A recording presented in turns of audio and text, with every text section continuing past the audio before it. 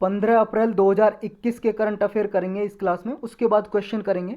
ये सब topic cover करेंगे हम इस क्लास में। आज का फर्स्ट टॉपिक है aluminium air battery. Aluminium air battery मतलब एल्यूमिनियम से बैटरी बनाई जाएंगी जो आपके फ़ोन, मोबाइल, लैपटॉप और व्हीकल्स के लिए यूज हो सकेंगी। अभी न्यूज़ में इसलिए है क्योंकि एक इजराइल की कंपनी है जिसका नाम है फिनर्जी, और अपने इंडिया की कंपनी है state owned Indian oil corporation limited. इन्होंने एक जॉइंट वेंचर साइन किया है, मतलब एक जॉइंटली दोनों मिलके एक कंपनी बनाएगी जी, एक सेटअप बनाया है कंपनी के अंदर ही। और ये क्या करेंगी, एल्यूमिनियम एयर टेक्नोलॉजी जो बेस्ड बैटरी होती हैं उनको डेवलप करेंगी, मतलब एल्यूमिनियम एयर टेक्नोलॉजी से बैटरी बनाएंगी। बैटरी जो किसके लिए यूज हो सकेंगी, इलेक्ट्रिक व्हीकल जो बिजली से चलने वाले वाहन हैं उनमें, स्टेशनरी स्टोरेज के लिए यूज हो सकेंगी, या फिर हाइड्रोजन स्टोरेज सॉल्यूशन के लिए। इससे पहले दो कंपनी है जी, एक है मारुति सुजुकी, नाम सुना ही होगा आपने, कार बनाती है, एक अशोक लेलैंड जो बस वगैरह बनाती है। इन दोनों ने भी पहले साइन किया है किसके साथ, ये इजराइल की जो कंपनी है जी, इजराइल की कंपनी है जो फिनर्जी, इसके साथ पहले इन्होंने साइन किया है कि ये अगर बैटरी बनाती है aluminium air technology based battery, तो ये अपनी कार वगैरह में, व्हीकल्स वगैरह में यूज करेगी ये बैटरी। तो ये एल्यूमिनियम बैटरी क्या होती है जी, कैसे काम करती है, इसके बारे में डिटेल से पढ़ते हैं। एल्यूमिनियम एयर बैटरी जो होती है, देख एक तो इसमें लोअर कॉस्ट होगी जी बनाने में, कम कीमत से बन जाएगी, और मोर एनर्जी प्रोवाइड करेगी जी ये बनने के बाद। जैसे लिथियम आयन बैटरीज अभी यूज होती हैं व्हीकल्स वगैरह में, आपके वाहन वगैरह में, कार में या आपके मोबाइल फ़ोन में लिथियम आयन बैटरी यूज होती हैं, उनसे ज़्यादा एनर्जी एफिशिएंट होंगी और कम कीमत पे बन जाएंगी, तो इलेक्ट्रिक व्हीकल्स में यूज हो सकेंगी इंडिया में भी। ये बैटरी क्या करेंगी जी, टेक्नोलॉजी कैसे यूज होगी कि एल्यूमिनियम एयर बैटरी क्या करेगी, जो एयर में ऑक्सीजन है, एयर है जी आपके आपके आसपास हवा होगी, उसके में ऑक्सीजन भी तो है जिसे आप ले रहे हो, सांस लेते हो जो, उस ऑक्सीजन को यूज करेगी, यूटिलाइज करेगी जी, यूटिलाइज का मतलब है यूज करेगी। और एल्यूमिनियम हाइड्रोक्साइड है, उसके सॉल्यूशन से ये ऑक्सीजन रिएक्ट करेगा और एल्यूमिनियम को ऑक्सीडाइज कर देगा, फिर प्रोड्यूस करेगा इलेक्ट्रिसिटी, मतलब बिजली पैदा करेगा जी, ऑक्सीजन एल्यूमिनियम हाइड्रोक्साइड से रिएक्ट करके। इसमें ये प्रोसेस होगा। इसके बेनिफिट क्या होंगे जी, बेनिफिट यही होंगे जी, एक तो देखो ये एक बार मतलब जो ये बैटरी होगी, जैसे चार्ज जब बैटरी बनाई तो ये 400 किलोमीटर तक या उससे ज़्यादा किलोमीटर तक एक बार कोई भी व्हीकल जा सकेगा। जो अभी लिथियम आयन बैटरी यूज होती है जी, उसकी जो कैपेसिटी है वो है एक बार चार्ज करने पे 150 से 200 किलोमीटर तक रेंज है उसकी, इतने किलोमीटर तक की कोई व्हीकल जा सकता है, दूरी तय कर सकता है, डिस्टेंस मतलब डिस्टेंस कवर कर सकता है। ये एल्यूमिनियम प्लेट जो यूज होगी ना इस aluminium air technology based battery में, जो एल्यूमिनियम प्लेट है वो एल्यूमिनियम टाई हाइड्रोक्साइड में बदल जाएगी, कुछ दिनों के बाद कन्वर्ट हो जाएगी, और इस एल्यूमिनियम ट्राई हाइड्रोक्साइड से एल्यूमिनियम बनाया जा सकता है, और ये एल्यूमिनियम इंडस्ट्रियल यूज में मतलब लाया जा सकता है। जैसे जी मान लो इसकी यूज नहीं है अब, एल्यूमिनियम एयर टेक्नोलॉजी से बैटरी बनाई, ये बैटरी कुछ समय के बाद क्या है, जो इसमें एल्यूमिनियम होगा ना, एल्यूमिनियम प्लेट यूज होगी, वो एल्यूमिनियम हाइड्रोक्साइड में बदल जाएगी, जिससे एल्यूमिनियम एक्सट्रैक्ट किया जा सकता है जो इंडस्ट्रीज में यूज हो सकता है। ये बैटरी जी चीपर होंगी, मतलब बहुत सस्ती होंगी लिथियम आयन बैटरी से। तो इस तरह से क्या है, जो इलेक्ट्रिक व्हीकल की जो कॉस्ट होगी वो भी रिड्यूस होगी ना, अगर बैटरी सस्ती होंगी तो इलेक्ट्रिक जो व्हीकल हैं, कार वगैरह, उनकी भी कीमत कम हो जाएगी। लेकिन इससे कुछ प्रॉब्लम है जी, कंसर्न है, क्या प्रॉब्लम है, देखो जी एक तो ये लिथियम आयन बैटरी की तरह चार्ज नहीं किया जा सकता। जैसे लिथियम आयन बैटरी डिस्चार्ज होगी जी, उसे चार्ज किया जा सकता है, स्टेशन लगे होंगे जगह जगह पे, कहीं पे आप जा रहे हो मान लो टूर पे, उसे चार्ज किया जा सकता है।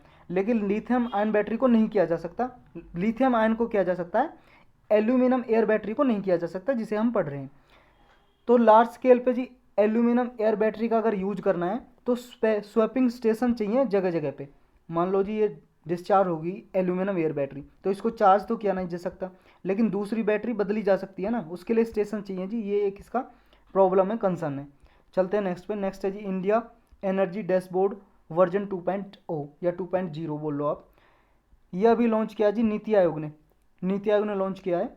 इससे पहले 2017 में इसका जो फर्स्ट वर्जन है इंडिया एनर्जी डैशबोर्ड का, वो 2017 में लॉन्च किया था। ये क्या प्रोवाइड करेगा जी, ये एक ऐसा डैशबोर्ड है, मतलब ऑनलाइन सिस्टम है जी, जिसपे क्या होगा, सारा एनर्जी डेटा प्रोवाइड होगा जी, कंट्री का कितनी बिजली कहाँ पे कैसे यूज हो रही है, कौन से सोर्स से, सारा कुछ यूज होगा जी इसमें। जितना भी एनर्जी डेटा है, मान लो सेंट्रल इलेक्ट्रिसिटी अथॉरिटी पब्लिश करती है, या कोल कंट्रोलर ऑर्गेनाइजेशन होती हैं, या ministry of petroleum and natural gas, जितना भी डेटा होगा इस पर प्रोवाइड होगा जी। 2017 में नीति आयोग ने फर्स्ट वर्जन इसका लॉन्च किया था ये जी। इसमें और क्या फीचर होंगे, देखो ये जो 2.0 लॉन्च किया है सेकंड वर्जन इसका इंडिया एनर्जी डैशबोर्ड का, 2005-06 से लेके 2019-20 तक का सारा डेटा इस पर उपलब्ध होगा। ये जो इनहेंस डेटा डाउनलोड कर सकेंगे आप, इस पर जाके सारी जानकारी मिलेगी। ये सब ईयरली फ्रिक्वेंसी डेटा भी प्रोवाइड करेगा और मंथली डेटा भी प्रोवाइड करेगा गवर्नमेंट एजेंसी का। मंथली डेटा जो मंथली रिपोर्ट आती है जी, जो इलेक्ट्रिसिटी या पेट्रोलियम या नेचुरल गैस सेक्टर से जो मंथली रिपोर्ट आती है उसका डेटा इस पर देखा जा सकेगा। और भी जैसे एपीआई लिंक डेटा है, स्कीम चलाई हुई है गवर्नमेंट ने, जैसे सौभाग्य चलाई हुई है जी। सौभाग्य किस लिए, हर घर बिजली योजना, हर किसी के घर में बिजली का कनेक्शन दिया जाएगा सस्ते दामों पे। उजाला स्कीम चलाई हुई है, इसमें क्या देती है, एलईडी प्रोवाइड करती है जी गरीब लोगों को, बीपीएल फैमिलीज़ को, बिलो पॉवर्टी लाइन से जो नीचे होते हैं। एक प्राप्ति चलाई हुआ जी, एक वेब पोर्टल है प्राप्ति। एक विद्युत प्रवाह एक मोबाइल ऐप है, ये चलाई हुई है। इस पे भी जितना डेटा होगा जी सारा इस पर प्रोवाइड होगा। इंडिया एनर्जी डैशबोर्ड है जो शुरू किया है 2.0, तो इसमें एनर्जी के लिए डेटा प्रोवाइड होगा, बस इतना याद रखना। चलते हैं नेक्स्ट पे। और ये सारी स्कीम जो है न्यूज़ में, ये ऐप है दोनों, ये आपकी वेब पोर्टल है, ये याद रखना, सौभाग्य और उजाला। नेक्स्ट है अपना DGFT trade facilitation mobile app. ये एक मोबाइल एप्लीकेशन होगी जी, जैसे आपकी व्हाट्सअप वगैरह होती हैं। ये किसने लॉन्च किया जी अभी recently, ministry of commerce and industry minister ने ये लॉन्च की है। ये मोबाइल ऐप किस लिए लॉन्च की है, ये ईज ऑफ डूइंग बिजनेस को प्रमोट करेगी जी, और इन्फॉर्मेशन देगी किसको, एक्सपोर्टर को और इम्पोर्टर को, मतलब जो सामान बाहर से मंगाते हैं या भेजते हैं, खरीदते हैं दूसरी कंट्रियों से, उनको प्रोवाइड करेगी ये सारी इन्फॉर्मेशन। किसने डेवलप की है ये डेवलप किया जी टाटा कंसल्टेंसी सर्विस ने। ये कंपनी है जी टाटा की, उसने डेवलप की है। किसकी डायरेक्शन पे, DGFT ने इसको बोला था कि आप डेवलप करो ऐसी mobile app. Directorate general of foreign trade इसकी फुल फॉर्म है, इसने कहा था। तो टाटा कंसल्टेंसी सर्विस ने इसको डेवलप किया है। ये क्या क्या प्रोवाइड करेगी जी, रियल टाइम ट्रेड पॉलिसी क्या है उसको प्रोवाइड करेगी, मतलब नोटिफिकेशन आ जाएगा जी आपकी मोबाइल ऐप पे, और एप्लीकेशन स्टेटस अलर्ट आ जाएगा। ये ट्रैक करेगी जी रिक्वेस्ट जो भी आपने दिया डेटा के रिगार्डिंग, मतलब एक्सपोर्ट इंपोर्ट पॉलिसी क्या है गवर्नमेंट की, सारी इन्फॉर्मेशन उपलब्ध होगी जी 24/7 आर इस पर उपलब्ध होगी, मतलब 24 घंटे आपको जानकारी देगी ये मोबाइल ऐप एक्सपोर्ट इंपोर्ट से रिगार्डिंग जो भी डेटा होगा। ये सर्विस सबके लिए एक्सेसिबल होगी और आप एनी टाइम एनीवेयर कहीं पे भी इसको यूज कर सकते हो। बस इतना याद रखना है, एक्सपोर्ट इंपोर्ट के लिए डेटा प्रोवाइड करेगी कुछ भी आपके लिए। नेक्स्ट है चंडीगढ़ ड्राफ्ट साइकिलिंग पॉलिसी। अभी चंडीगढ़ ने जी एक पॉलिसी बनाई है साइकिलिंग पॉलिसी, ऐसी फर्स्ट तरह की अपनी पॉलिसी होगी जी जो चंडीगढ़ ने बनाई है अपनी, फर्स्ट टाइम चंडीगढ़ सिटी ने इसे बनाया है। इसमें क्या होगा, मतलब जो चंडीगढ़ स्मार्ट सिटी है उसने इसे ड्राफ्ट किया है, मतलब साइकिलिंग को प्रमोट करना इसका ऑब्जेक्टिव है, साइकिलिंग ज़्यादा से ज़्यादा यूज करें लोग। हाईलाइट देखते हैं इसकी क्या है, देखो एक तो सेफ रेफ्यूज पॉइंट्स बनाए जाएंगे इसमें, जिसमें एक पैनिक बटन होगा जी वुमेंस के लिए, वुमेन साइकिलिस्ट होंगे। रेफ्यूज पॉइंट होगा जी जैसे शेल्टर पॉइंट जहाँ पे साइकिलिंग वगैरह खड़ी होंगी, साइकिल वगैरह खड़ी होंगी ना, मतलब स्टैंड पे खड़ी कर देते हैं ना साइकिल को, वहाँ पे एक पैनिक बटन होगा कि मान लो वुमन की सेफ्टी के लिए अगर उन्हें लग रहा है कोई खतरा है किसी से भी, तो वो बटन दबा देंगे, वहाँ पे सिक्योरिटी आ जाएगी जी पुलिस वगैरह। जो पार्किंग स्पेस होंगे जी जहाँ पे जैसे ऑफिस में आप जा रहे हो जी साइकिल से, ऑफिस के बाहर वहाँ पे एक साइकिल स्टैंड होगा जिसके ऊपर रूफ होगी। नेक्स्ट जी हर किसी वर्कर को 7 डेज में हाफ डे का लीव दिया जाएगा, छुट्टी दिया जाएगी आधे दिन की, ताकि वो साइकिल को अपनी ठीक करा सकें, कुछ रिपेयरिंग वगैरह करा सकें। जो भी मान लो जी साइकिल से डिस्टेंस ट्रैवल करेगा, साइकिल से आएगा ऑफिस वगैरह में, उनको मॉनेटरी इंसेंटिव दिया जाएगा, मतलब कुछ पैसे दिए जाएंगे, बेनिफिट दिया जाएगा।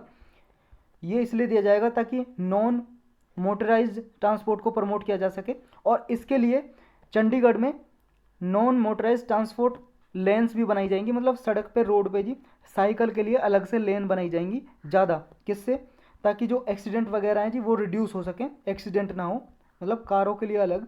अभी भी जी चंडीगढ़ में आप जाओगे तो साइकिलिंग के लिए अलग ट्रैक है हर रोड पे साइकिल के लिए, और ये जो ट्रैक है साइकिल के लिए और ज़्यादा इंक्रीज किए जाएंगे रोड पे।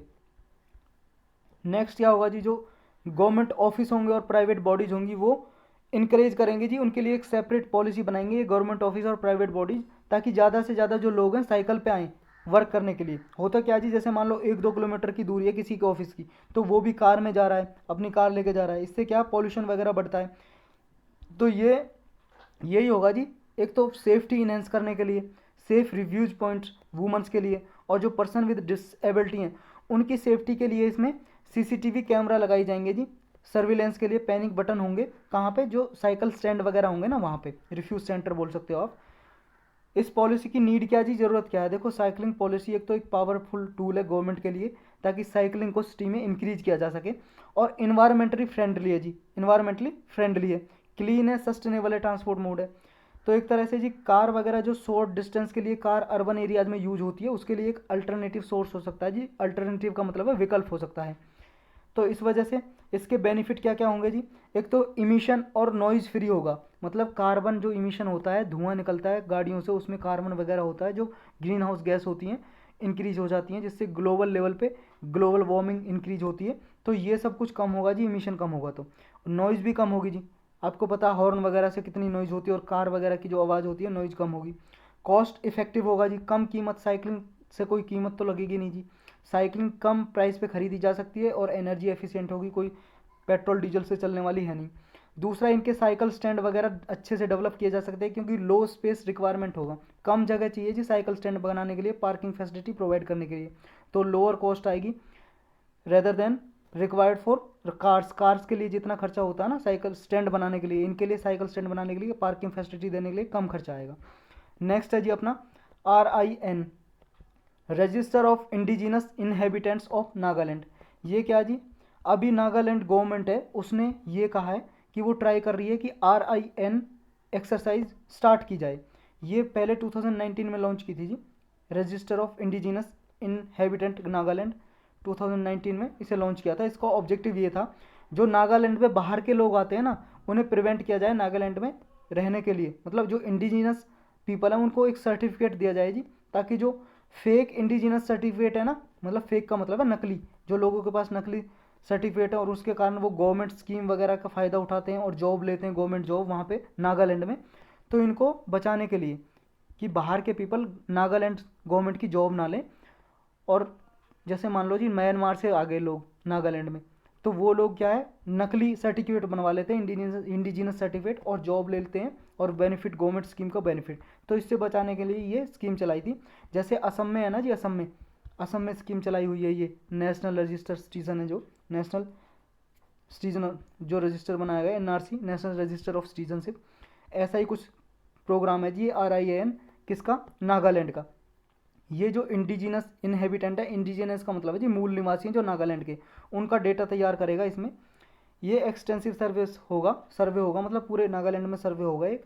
इसमें ऑफिशियल रिकॉर्ड होगा किसका, जो इंडिजिनस रेजिडेंट है नागालैंड के, चाहे रूरल एरियाज से हों चाहे अर्बन एरियाज से हों, मतलब रूरल मतलब ग्रामीण, अर्बन मतलब शहरी क्षेत्र से हों, जितने भी मूल निवासी रहते हैं उनका सारा डेटा होगा जी। लेकिन इससे प्रॉब्लम क्या जी, what is the concern, problem क्या है, देखो जी लोकल्स हैं जो उनको प्रॉब्लम है क्या, इसमें कट ऑफ डेट रखी गई है, जब नागालैंड स्टेट बना था ना, कब बना था, 1 दिसंबर 1963, 1963 को ये नागालैंड स्टेट बना था। ये कट ऑफ डेट है। कट ऑफ डेट का मतलब इससे पहले के जो भी यहाँ पे नागालैंड में रह रहे हैं वो तो नागालैंड के इंडिजिनस पीपल माने जाएंगे। जो इसके बाद से हैं जी उनके पास कोई सर्टिफिकेट नहीं है इससे पहले रहने का, वो मतलब नागालैंड का नहीं है, वो आउटसाइडर है, मतलब उन्हीं को परमानेंट रेजिडेंट माना जाएगा, बाकी के सारे एक्सक्लूड हो जाएंगे, समझे। तो इससे नागा जो पीपल है वो वो नागालैंड में बाहर से आए हैं, कुछ लोग म्यांमार से, मतलब कुछ लोग आए हैं जी मणिपुर वगैरह से तो ये जो नागा पीपल हैं, नागा एक ट्राइब है जी, कम्युनिटी है, पीपल है, ये लोगों को डर है हम भी इससे एक्सक्लूड हो सकते हैं, प्रॉब्लम ये है जी। तो ये फियर कर रहे हैं जी, मतलब इन्हें डर लग रहा है कि नॉन इंडिजिनस नागा पीपल हैं जो मतलब यहाँ के मूल निवासी नहीं है नागालैंड के, ये आसपास के एरिया में रहते हैं, मणिपुर हिल्स वगैरह वहाँ से लोग आके बस गए हैं ये। तो जो ये पीपल हैं जी ये इलीगल माइग्रेंट इन्हें घोषित किया जा सकता है, तो इनकी जो लैंड्स और प्रॉपर्टी हैं उन्हें कन्फेसिकेटेड किया जा सकता है, मतलब जब्त की जा सकती है, इनको ये डर है। नेक्स्ट है अपना WHO urges halt on sale of live wild mammals in market. अभी WHO ने ये अपील की है कि जो वाइल्ड मैमल्स मार्केट में खरीदे बेचे जा रहे हैं, मतलब सेल की जा रही है, उनको रोका जाए। वाइल्ड का मतलब जंगली, मैमल्स मतलब स्तनपाई बोलते हैं जी हिंदी में, स्तनपाई। स्तनपाई या मैमल्स क्या होते हैं जी, देखो कई बार मैं पहले भी बता चुका हूँ, दोबारा रिवाइज करा रहा हूँ। मैमल्स क्या होते हैं, ऐसे होते हैं जी, मान लो जिनके पास वर्टेब्रेट होता है। वर्टेब्रेट का मतलब है जी रीढ़ की हड्डी होती है, वर्टेब्रेट।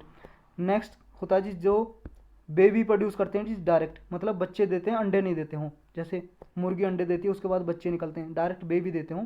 नेक्स्ट है जी मिल्क भी प्रोड्यूस करते हों, मिल्क मतलब दूध पिलाते हों अपने बच्चों को।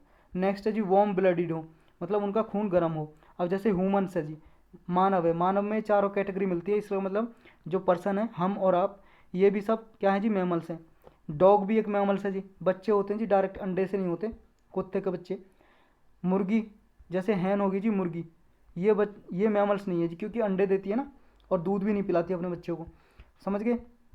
तो जो वाइल्ड मैमल्स हैं, जो जंगली मैमल्स हैं, उनको रोक लगाने के लिए, उनकी सेल ना हो, इसके लिए अपील की है। किस किस ने, WHO ने किस किस के साथ मिलकर की है, वर्ल्ड हेल्थ ऑर्गेनाइजेशन, और एक OIE है जी, world organisation for animal health, और यूनेप के साथ मिलकर, यूनाइटेड नेशन इन्वायरमेंट प्रोग्राम। इन्होंने मिलकर अपील की है कि जो वाइल्ड मैमल्स हैं उनकी सेल ना की जाए फूड मार्केट में, ताकि जो कोविड-19 का डिसीज है इसको फैलने से बचाया जा सके, इसलिए अपील की है। क्योंकि आपको पता है कोविड-19 के केस एक बार फिर दोबारा से बढ़ने शुरू हो गए हैं, इसके लिए। अब आप यूनेप को तो जानते हो जी, यूनाइटेड नेशन इन्वायरमेंट प्रोग्राम एक यूनाइटेड नेशन की स्पेशलाइज एजेंसी है, और WHO भी, वर्ल्ड हेल्थ ऑर्गेनाइजेशन, जो 1948 में बनी थी। लेकिन जो world organisation for animal health है, ये क्या है, इसके बारे में हम डिटेल से देखेंगे। पहले न्यूज़ देखते हैं क्या है ये। देखो ट्रेडिशनल मार्केट है जिसमें फूड के लिए ये एनिमल्स को सेल किया जाता है, तो इनको बैन करने के लिए बोला है WHO और इन ऑर्गेनाइजेशन ने, ताकि जो हेल्थ है मार्केट वर्कर की, उनको बचाया जा सके, इनको कोरोना वगैरह ना हो। जैसा कि एनिमल्स के देखा जाता है कि एनिमल्स जो होते हैं वाइल्ड एनिमल्स, इनसे मोर देन 70% जो डिसीज़ हैं इनसे फैलती है, इन्फेक्शियस डिसीज़ होती हैं, जो बीमारी होती है ह्यूमन्स में, इनसे फैलती हैं, क्योंकि इनमें जो नोवल वायरस होते हैं वो आदमियों में, पर्सनस में फैल जाते हैं। इस वजह से ये स्टेप लिया जी। अब ये वर्ल्ड हेल्थ, जो world organisation for animal health है, ये क्या है इसे देखते हैं। देखो जी पहले जब ये बनाई गई थी 25 जनवरी 1924 को बनाया गया था इसको। इसका नाम था पहले ऑफिस ऑफ इंटरनेशनल डैश एपीजूटीज़, ये OIO इसका एक्रोनिम था, मतलब शॉर्टकट में फॉर्म OIE। तो इसका बाद में जो नाम है ना जी, ये बनाई गई थी जो एनिमल डिसीज़ वगैरह उनसे फाइट करने के लिए वर्ल्ड वाइड। जब 2003 में इसका नाम चेंज कर दिया, world organisation for animal health. लेकिन जो इसकी शॉर्ट फॉर्म थी ना, इसके पहले नाम पे ही थी OIE, office of international dash epizooties, पहले नाम पे इसकी अभी तक भी शॉर्ट फॉर्म चल रही है। ये एक इंटर गवर्नमेंटल ऑर्गेनाइजेशन है जी, और इसका इंडिया मेंबर है, बिल्कुल यस, उसका नाम मतलब जवाब है यस, इंडिया इसका मेंबर है। WHO का भी मेंबर है जी, यूनेप का भी मेंबर है। ये वर्ल्ड ट्रेड ऑर्गेनाइजेशन की एक रेफरेंस ऑर्गेनाइजेशन है, जो ऑर्गेनाइजेशन है जी, जो ये एनिमल हेल्थ के लिए। WTO क्या है जी, वर्ल्ड ट्रेड ऑर्गेनाइजेशन 1995 में बना था ये, इंडिया भी इसका मेंबर है। और वर्ल्ड वाइड ट्रेड को डेवलप करने के लिए, मतलब उसके लिए रूल्स वगैरह बनाती है WTO। और जो ये ऑर्गेनाइजेशन है एनिमल हेल्थ के लिए, ऑर्गेनाइजेशन फॉर एनिमल हेल्थ, ये पूरे वर्ल्ड वाइड क्या काम करती है जी, एनिमल हेल्थ के लिए काम करती है, ताकि एनिमल्स की जो हेल्थ है, उसकी डिसीज़ वगैरह होती है एनिमल्स वगैरह को, उसके लिए गाइडलाइंस वगैरह जारी करती है ये जी ऑर्गेनाइजेशन है। ये is placed under the authority and control of world assembly of delegates, मतलब जी इनके जो मेंबर हैं, मेंबर कंट्री हैं जो इस एनिमल हेल्थ ऑर्गेनाइजेशन के, वो मेंबर जी मिलके वर्ल्ड असेंबली बनाते हैं जी। और वो क्या करते हैं, इसके लिए रूल्स वगैरह बनाते हैं, जिसका मेन ऑब्जेक्टिव यही है जी OIE का, कि जो एपिजूटिक डिसीज़ हैं उनको कंट्रोल करना और इनको स्प्रेड होने से रोकना।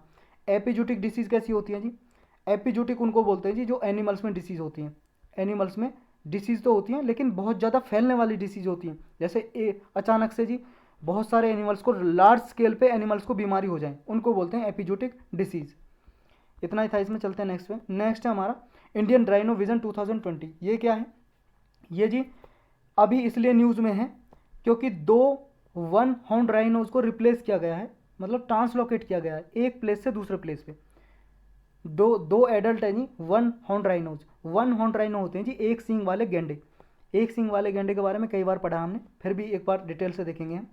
इनको ट्रांसलोकेट किया गया जी। ट्रांसलोकेट का मतलब है एक प्लेस से दूसरे प्लेस पे ले जाया गया। कौन से प्लेस से, ये पोबीतोरा वाइल्ड लाइफ सेंचुरी से मानस नेशनल पार्क में शिफ्ट किया गया 2 एक सींग वाले गैंडों को, 1 हॉर्न राइनोज को। हॉर्न का मतलब है जी सींग, एक सींग होता है इनका, एक हॉर्न, इसलिए बोला जाता है 1 हॉर्न राइनोज। ये इंडियन राइनो विजन 2020 एक प्रोग्राम है जी इंडिया का, उसके तहत ही इनको ट्रांसलोकेट किया गया है मानस नेशनल पार्क में। ये पोबिता वाइल्ड लाइफ सेंचुरी और मानस नेशनल पार्क दोनों असम में है। इसमें जी जो ये वाइल्ड टू वाइल्ड ट्रांसलोकेशन है under the Indian rhino vision 2020, इसमें लगभग टोटल 22 राइनोज को ट्रांसलोकेट किया गया है। पोबितोरा वाइल्ड लाइफ सेंचुरी से 12 और काजीरंगा नेशनल पार्क से 10। कहाँ पे? मानस नेशनल पार्क में इन्हें ट्रांसलोकेट किया गया है। अब इसके बारे में पढ़ते हैं जी। इंडियन राइनो विजन 2020 ये 2005 में लॉन्च किया गया था। ये किस किस ने लॉन्च किया था? एक तो फॉरेस्ट डिपार्टमेंट है जी इंडिया का और गवर्नमेंट असम का, किसके साथ मिलके? WWF India, world wild fund for nature जो है जी ऑर्गेनाइजेशन, एक एनजीओ टाइप है, नॉन गवर्नमेंटल ऑर्गेनाइजेशन, उसके साथ मिलके। इंटरनेशनल राइनो फाउंडेशन है एक, उसके साथ मिलके, और सेवरल अदर ऑर्गेनाइजेशन थी, उसके साथ मिलके ये चलाया था फॉरेस्ट डिपार्टमेंट ने, असम के ने। इसका टारगेट क्या था जी? इसका गोल था कि असम में जो राइनोज की पॉपुलेशन है उसको 3000 तक इंक्रीज कर देना है, मतलब 3000 पॉपुलेशन होनी चाहिए गैंडों की, एक सींग वाले गैंडों की। ये राइनोज की जी जो पॉपुलेशन है 4 प्रोटेक्टेड एरियाज हैं असम में जिनमें पाई जाती है। कौन कौन से प्रोटेक्टेड एरिया जी? 4। एक तो पोबितोरा वाइल्ड लाइफ रिजर्व या सेंचुरी बोल सकते हो आप, एक Rajiv Gandhi Orang national park, Kaziranga national park, Manas national park, इन चारों में ये पॉपुलेशन पाई जाती है। अब ये 1 हॉर्न राइनो क्या जी, इसे पढ़ते हैं डिटेल से। देखो इसके बारे में पहले भी पढ़ चुके हैं। ये इंडिया में मिलता है जी, ओनली इंडिया में। ग्रेट 1 हॉर्न राइनो, जो ग्रेट 1 हॉर्न राइनो है सिर्फ इंडिया में मिलता है, याद रखना।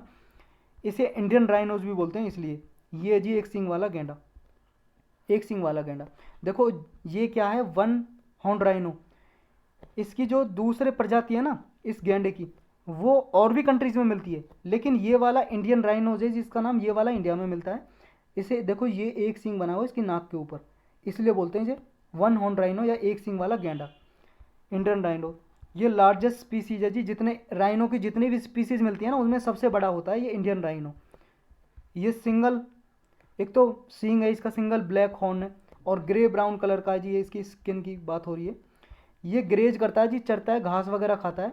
याद रखना ये हर्बीवोर है। हर्बीवोर का मतलब है जी ये मतलब शाकाहारी जीव है जी, मांस नहीं खाता ये, ट्री वगैरह, पत्ते वगैरह, फ्रूट प्लांट वगैरह, लीव्स खाता है, घास वगैरह खाता है। ये चीज़ याद रखनी है, ये पॉइंट हर्बीवोर है, याद रखना आपको। इसका प्रोटेक्शन स्टेटस क्या है जी? आयुसेन की लिस्ट में ये वनरेबल कैटेगरी में आता है।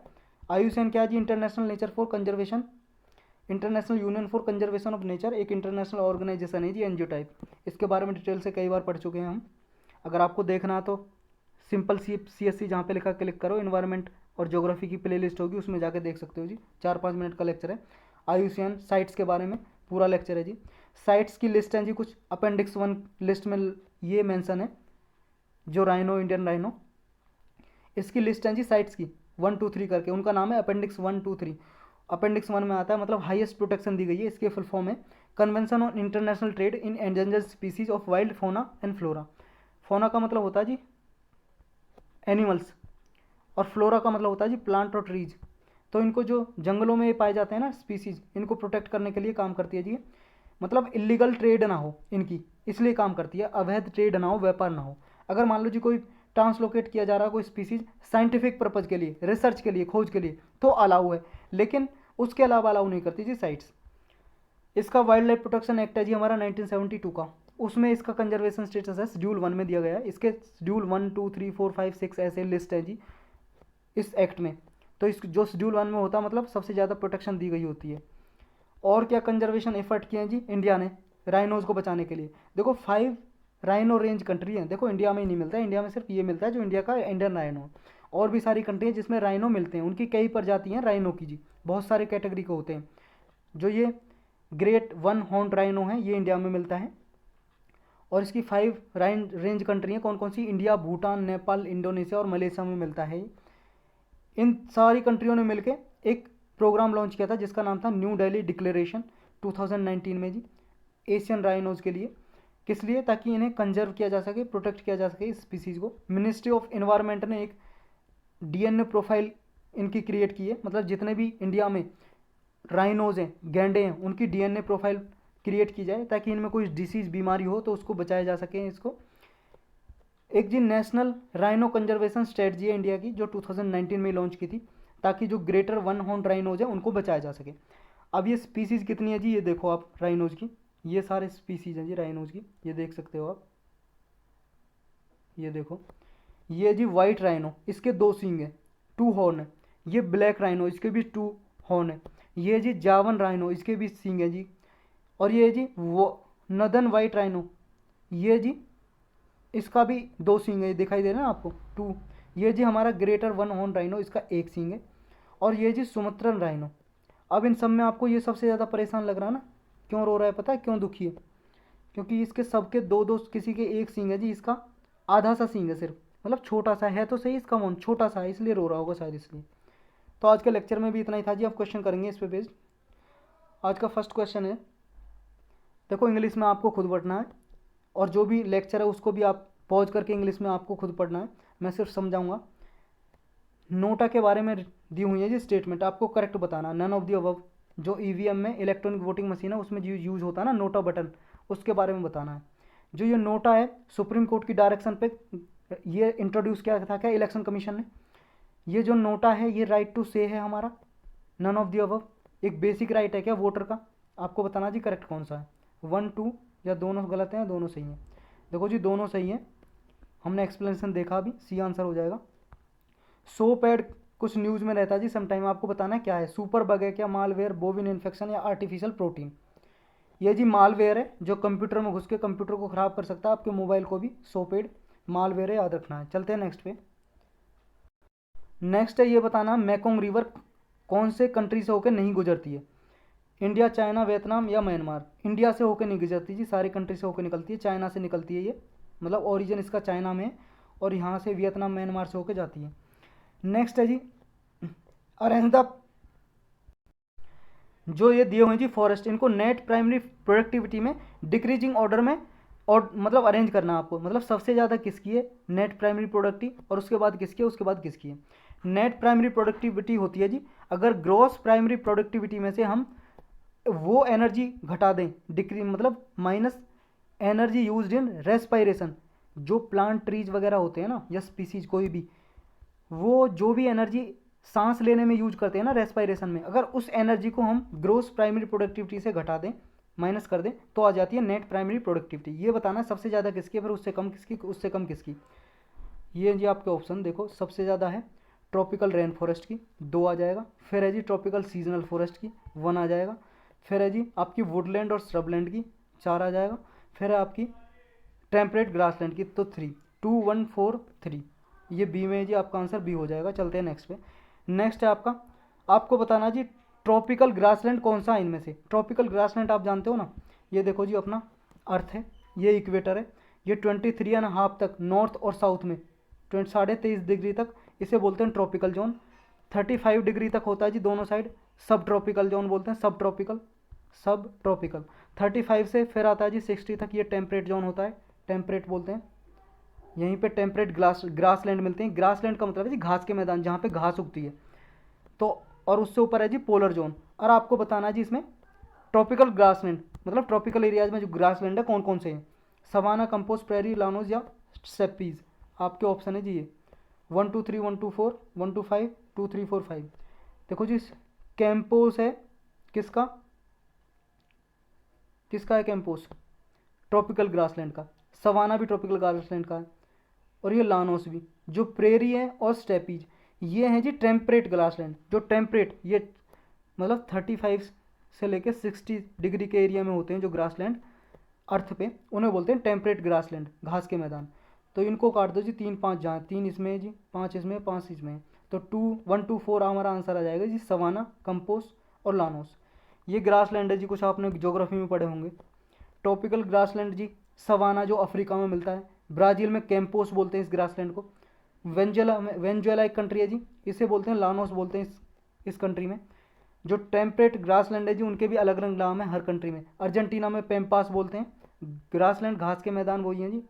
अमेरिका में प्रेरी बोलते हैं, और एशिया में स्टेपीज बोलते हैं जी। लगभग जो रशियन कंट्रीज़ का अराउंड, जो रशिया के अराउंड जो कंट्री है उनमें स्टेपीज बोलते हैं। अफ्रीका में वेल्ड बोलते हैं। ये टेम्परेट ग्रासलैंड की बात हो रही है। ऑस्ट्रेलिया में डाउन बोलते हैं जी इसको। तो यही था इसमें। चलते हैं नेक्स्ट पे। नेक्स्ट है अपना, आपको ये बताना बायोडाइवर्सिटी हॉटस्पॉट अगर किसी को डिक्लेयर करना हो तो क्या क्या कंडीशन है। फर्स्ट है बायोडाइवर्सिटी हॉटस्पॉट जो रीजन है उसको थ्रेटन्ड होना चाहिए जी, खतरा होना चाहिए, तभी डिक्लेयर करते हैं।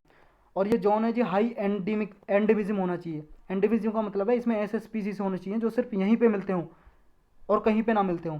मतलब एक फॉरेस्ट एरिया होता है जी, जंगल, जहाँ पे पेड़ पौधे होते हैं, स्पीसीज होते हैं, उस एरिया को बायोडाइवर्सिटी हॉटस्पॉट डिक्लेयर कर देते हैं। मतलब उसको जिसकी बहुत ज़्यादा इंपॉर्टेंस होती है, डेंजर होता है जिसको, उसकी कुछ कैटेगरियाँ आपको बताना किसके बेस्ड पे करते हैं डिक्लेयर। थर्ड स्टेटमेंट कह रही है जिसमें इकोलॉजिकल सक्सेशन होता है उसको डिक्लेयर करते हैं। आपके ऑप्शन है जी 1 2 1 3 2 3 या ऑल ऑफ द अबव। देखो जी 3 नहीं है, क्योंकि इकोलॉजिकल सक्सेशन तो हर किसी फॉरेस्ट एरिया में होता है, तो हर किसी जंगल को बायोडाइवर्सिटी हॉटस्पॉट नहीं डिक्लेयर करते। ये है जी इसका थर्ड, जहाँ पे काट दो आपका आंसर आएगा जी 1 और 2। मतलब इसका मतलब है जहाँ पे मान लो जी ऐसी बायोडाइवर्सिटी हो कि मान लो जिस जंगल में पहले बहुत ज़्यादा बायोडाइवर्सिटी हो और उसकी सिर्फ केवल और केवल 30% या उससे कम ही बायोडाइवर्सिटी बची हो, मतलब ऐसा फॉरेस्ट एरिया जहाँ पे 30% या उससे लेस बचा हो, तो उसी को डिक्लेयर करते हैं बायोडाइवर्सिटी हॉटस्पॉट। दूसरी कंडीशन है एंडेमिज्म की, मतलब कम से कम 1500 ऐसे स्पीसीज हो, प्लांट ट्री एनिमल कुछ भी, जो सिर्फ यहीं पे पाए जाते हैं इस जंगल में और कहीं पे दुनिया में नहीं पाए जाते, उसको बोलते हैं बायोडाइवर्सिटी हॉटस्पॉट। चलते हैं नेक्स्ट पे, इसका आंसर ए हो जाएगा। मेडिटेरियन फॉरेस्ट की कुछ स्टेटमेंट दी हो गई हैं, आपको बताना मेडिटेरियन फॉरेस्ट कौन कौन से होते हैं, कैसे होते हैं, क्या क्या फीचर है। जो मेडिटेरियन फॉरेस्ट हैं जी केवल और केवल जो मेडिटेरियन सी है ना, यूरोप और अफ्रीका के बीच में, सिर्फ उसी के अराउंड मिलते हैं ये मेडिटेरियन फॉरेस्ट। नेक्स्ट बोल रही है इनकी जो बार्क, थिक बार्क होती है जी, और वैक्स कोटेड लीव्स होते हैं, मतलब इनके जो स्टेम होता है ना वो मोटा होता है, मतलब थिक, ज़्यादा मोटा, और वैक्स कोटेड लीव्स होते हैं जी, भारी होते हैं इनके पत्ते, जो ट्रांसपिरेशन होता है ना उसको रिड्यूस करते हैं। ट्रांसपिरेशन का मतलब है जो पत्ते पेड़ पौधों से इवापोरेशन होता है ना वाटर का इवेपोरेट हो जाता है, तो उसको रिड्यूस करते हैं ये। मेडिटेरियन फॉरेस्ट होते हैं उन्हें ऑर्चार्ड्स ऑफ वर्ल्ड बोलते हैं जी, क्योंकि इनमें फ्रूट कल्टीवेशन होती है। आपको बताना जी सही कौन सा है, 1 2 1 3 2 3 या 3 ओनली, बताओ जी। देखो जी पहला बिल्कुल गलत है, क्योंकि ये मेडिटेरियन सी के अराउंड ही नहीं होते, चिली में भी होते हैं, नॉर्थ अमेरिका में भी होते हैं कॉन्टिनेंट में, ऑस्ट्रेलिया में भी मिलते हैं जी मेडिटेरियन फॉरेस्ट। मेडिटेरियन तो मेडिटेरियन सी के नाम पे है, लेकिन ये इसका मतलब ये नहीं है मेडिटेरियन सी के अराउंड ही ये मिलेंगे फॉरेस्ट, तो ये बिल्कुल गलत है। बाकी की दो बिल्कुल सही स्टेटमेंट है, तो आंसर सी हो जाएगा। इसके साथ हमारा लेक्चर भी एंड।